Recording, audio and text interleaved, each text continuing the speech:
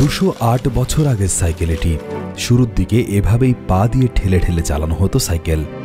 200 বছর আগে প্রথম তৈরি এই সাইকেলের নাম ছিল লফ মেশিন। 200 বছর আগে এমন সব উদ্ভট ডিজাইনের সাইকেল বিক্রি হতো বাজারে। পা দিয়ে ঠেলে চালানো আদিম হবি হর্স থেকে শুরু করে আজকে সময়ের অত্যাধুনিক সাইকেল পর্যন্ত এই দুই চাকার যানটি এক দীর্ঘ পথ পাড়ি দিয়েছে। আজব ও উদ্ভট সব সাইকেল চালাতে গিয়ে মানুষ নানাভাবে পড়ে গিয়ে আঘাত পেলেও আগ্রহ কমেনি মোটেও।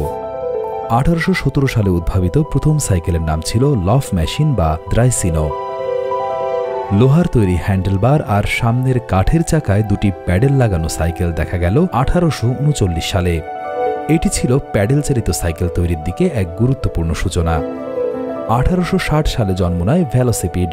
হালকা ও দ্রুতগামী এই রেসিং বাইকটি ধাতব ক্র্যাঙ্কশ্যাফট বা প্যাডেল সিস্টেম দিয়ে তৈরি ছিল। বোন শেকার নামটি থেকেই বোঝা যায় এটি আরোহীর হাড়ে কাঁপুনি ধরাত। সেই সময়ের দুঃসাহসী আরোহীরা এই সাইকেল চালিয়ে দিক বিদিক ছুটে বেড়াতেন। আমাদের ভিডিওগুলো রাজশাহী থেকে দেখছেন তরুণ, মোহাম্মদ আনোয়ার দেখছেন দুবাই থেকে, পঞ্চগড় থেকে দেখছেন তারাঙ্গা রায়, SM সানমুন দেখছেন ঝিনাইদহ থেকে, রিয়াদ জামান দেখছেন লিথুয়ানিয়া থেকে। আপনি কোথা থেকে দেখছেন তা জানিয়ে দিন কমেন্ট বক্সে। বিশ্বের প্রথম সফল চেইন চালিত পেছনের চাকায় শক্তিচালিত সাইকেল ছিল রোভার, যেটি তৈরি হয় 1885 সালে। এই সাইকেলকে বলা হয় সেফটি বাইসাইকেল।